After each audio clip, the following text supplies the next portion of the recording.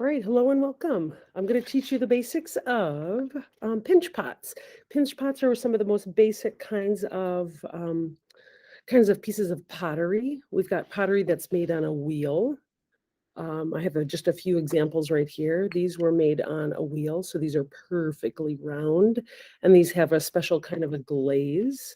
They get shiny when you put it in the kiln, which is the big clay oven. But for our pinch pots at our school right now, we're going to be using red clay. This is red earthenware clay.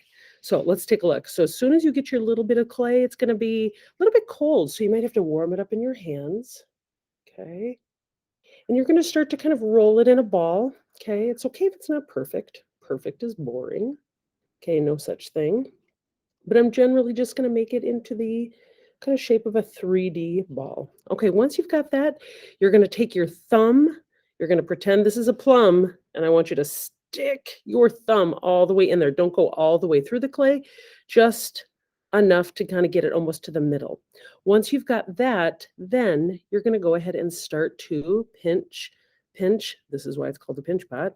Pinch, pinch, pinch the walls of the pinch pot.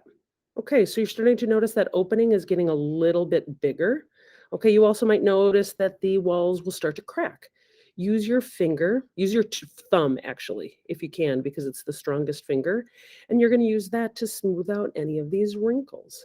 Now, once you do that, kind of go all the way around, you want to try to make sure that the lip, the very top part, is pretty even if you can. But when you put it down, since it's a ball, it might kind of fall over a little bit. So here's a way to get it very flat on the bottom.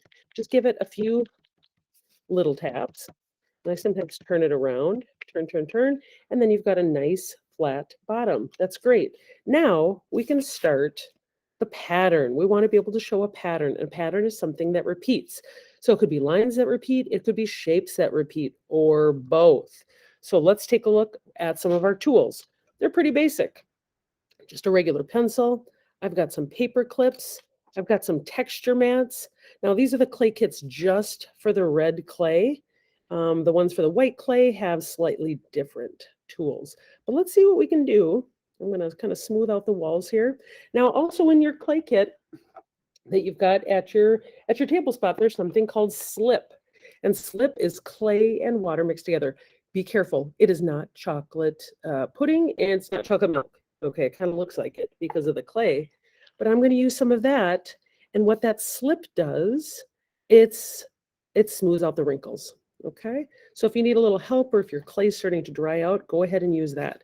But here we go. I'm going to go ahead and start to use this pencil. I could use the drawing side. I could use the part that has the metal. Ooh, that's starting to get some really cool texture in there. Okay, I could use the top where the eraser is. That can be a kind of a pattern. Actually, I really like that one. I'm going to do that. That looks really nice. I think I'm going to keep going. 2, 3, 4. Roll 2. Okay. Now, the other part that you can start to do, you can start to add a pattern on the lip on the very top. So look at, here's just a regular old paper clip. I can push it into the surface. Huh, look at that. And again, with everything, I want you to try to be curious, not judgmental. Be curious. How might you get that to work? Okay, and the other thing is this texture mat. The texture mat are things that you just push into the surface of the clay. I think I might use this to give the top part, a little bit of texture on the top there.